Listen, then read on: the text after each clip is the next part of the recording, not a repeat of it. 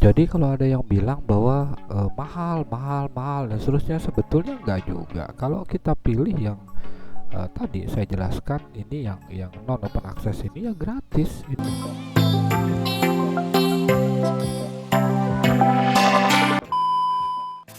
Assalamualaikum warahmatullahi wabarakatuh. Salam sejahtera untuk kita semua. Untuk kali ini saya akan membahas mengenai ada beberapa kekeliruan mengenai biaya publikasi. Saya sering sekali mendengar orang berbicara bahwa biaya publikasi itu mahal dan seterusnya. Maka untuk kesempatan ini saya akan memberikan penjelasan mengenai dua metode publikasi yang bisa kita pilih itu dan implikasinya terhadap biaya yang akan kita keluarkan. Yang pertama saya akan bahas mengenai dua publikasi tipe. Jadi secara umum ada dua publikasi tipe yang bisa kita pilih, yaitu open access dan non open access atau subscription method. Ini adalah dua metode yang sering ditawarkan oleh publisher besar. Contoh yang saya di sini adalah Elsevier. Jadi di sini dia menawarkan artikel yang bertipe open access dan non open access. Saya akan berikan penjelasan mengenai perbedaan keduanya. Nah, untuk yang jadi jurnal pada prinsipnya itu, pada dasarnya itu ada bertipe murni open access dan ada yang hybrid. Jadi contohnya di sini contohnya yang pertama adalah Helion. Helion ini adalah murni open access, artinya dia memang jurnal yang mempublikasikan artikelnya yang bertipe open access. Jadi seluruh artikel yang di jurnal ini adalah open access. Nah, karena dia murni open access, maka kita langsung bisa cek langsung biaya yang harus kita keluarkan untuk publikasi di sini. Ya, untuk yang sekarang ini biayanya sebesar 1.950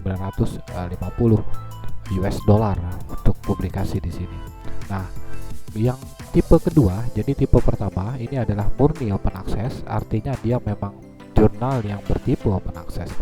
Yang kedua adalah jurnal yang tadinya itu adalah non open access atau close access. Ini jurnal ini rata-rata sekarang itu menawarkan opsi open access juga. Jadi asalnya dia adalah jurnal non open access, tapi kalau seandainya penulisnya ingin artikelnya di open access kan, artinya artikel di open access kan itu adalah artikel itu nanti bisa di-download secara bebas oleh orang lain dan gratis, maka penulis dikenakan biaya sebesar 2.620.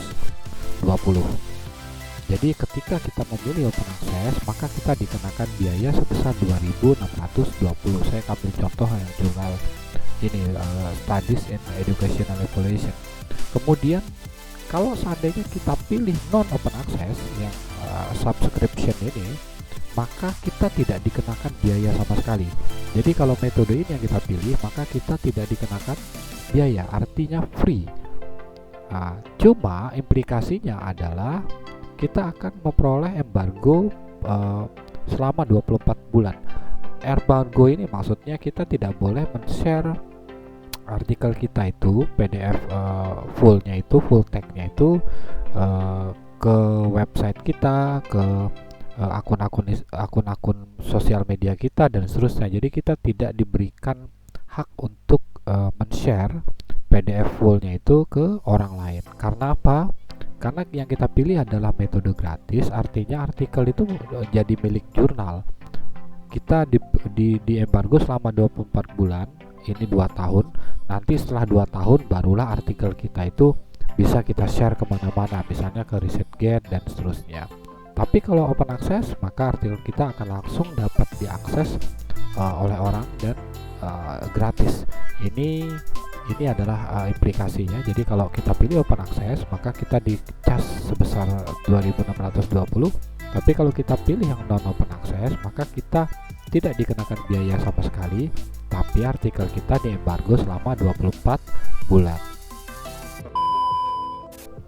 Nah, pertanyaan berikutnya adalah apakah kalau kita pilih yang open access pada jurnal yang menawarkan hybrid method seperti ini. Jadi ini adalah jurnal yang tadinya non open access, kemudian dia memberikan opsi untuk gold open access dan penulisnya dicas sebesar 3090. Ini contohnya yang jurnal ini. Nah, pertanyaannya adalah apakah kita akan dipermudah gitu. Jadi orang kita kan biasanya mikir kalau bayar biasanya akan gampang lah, lebih cepat diterima ketimbang kalau seandainya kita pilih yang versi yang gratisnya. Jadi kalau kita pilih yang metode subscription ini adalah gratis, kita tidak dikenakan biaya. Tapi kalau open access adalah berbayar. Kita mikirnya kita akan dipermudah. Jadi pengalaman saya dalam mensubmit ke jurnal-jurnal seperti ini itu meskipun yang kita pilih adalah open access, mereka sangat ketat dalam menyeleksi artikel. Jadi artikel atau manuskrip yang kita kirim itu akan tetap melalui proses initial review dan itu sangat ketat. Dan meskipun kita pilih yang open access, artinya nanti saya bayar gitu, jangan berpikir bahwa artikel kita itu akan cepat diterima, tidak sama sekali. Kalau tidak percaya silahkan disubmit artikel teman-teman ke jurnal-jurnal yang seperti ini. Nah, kita pilih open access gitu dengan harapan akan lebih cepat prosesnya. Nah, itu silahkan dibuktikan sendiri. Kalau pengalaman saya sama sekali tidak ada namanya akan dipermudah gitu kalau kita nanti itu mau bayar gitu. Jadi jurnal-jurnal kredibel dari publisher besar ini mereka punya standar mutu yang sangat tinggi. Jadi meskipun penulisnya mau bayar atau memilih open access, mereka tetap melakukan seleksi secara ketat. Jadi kalau ada yang bilang bahwa mahal dan seterusnya, sebetulnya enggak juga. Kalau kita pilih yang tadi saya jelaskan, ini yang non open access ini yang gratis, ini juga gratis. Jadi ini gratis sebetulnya. Kalau kita pilihnya non open access, sekarang tergantung kita mau artikel kita itu open access atau non open access. Dan kalau open access kita bayar, kalau non open access kita tidak dikenakan biaya sama sekali oleh pihak penerbit. Sekian video singkat ini. Jika ada pertanyaan silahkan teman-teman ketik di kolom komentar atau bisa langsung menghubungi saya di nomor WA yang terlihat di layar. Tetap sehat, tetap semangat, dan wassalamualaikum warahmatullahi wabarakatuh.